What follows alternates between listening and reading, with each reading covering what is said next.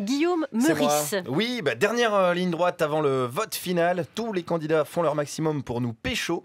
Quand ils disent française, français, nous on entend petit petit, viens. Hein, on a tous l'impression d'être des enfants de cœur au Congrès des évêques de France. C'est très gênant. Et moi je me suis posé une question toute bête. C'est quoi être français? Alors voilà, parce que être belge, on sait ce que c'est. Hein, c'est mettre des réponses dans des questions, par exemple. Hein, c'est chercher les brèves dans Yahoo Insolite, on le sait. Mais être français. Être français, on sait pas, hein, finalement.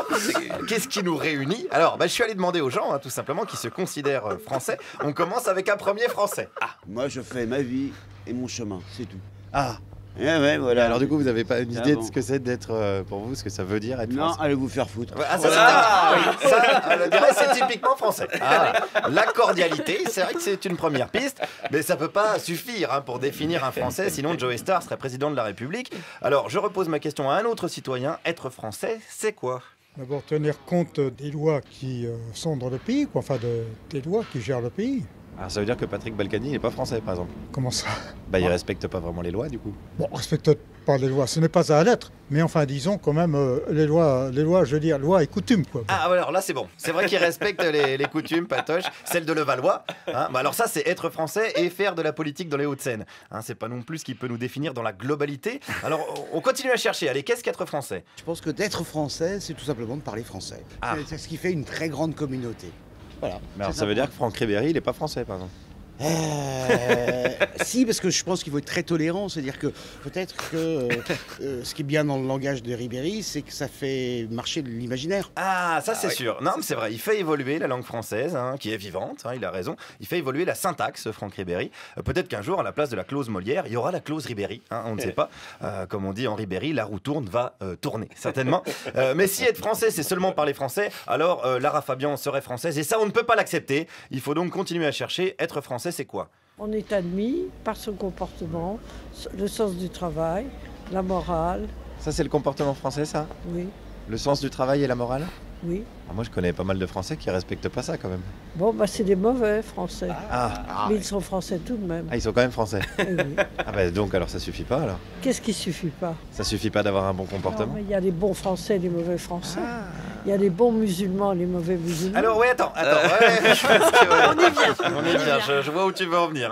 Je pense que cette dame veut parler de Faudel. Je pense, voilà. Alors, on va pas s'engager là-dedans. Pareil pour les bons et les mauvais Français. On est en pleine polémique là, avec le Veldiv.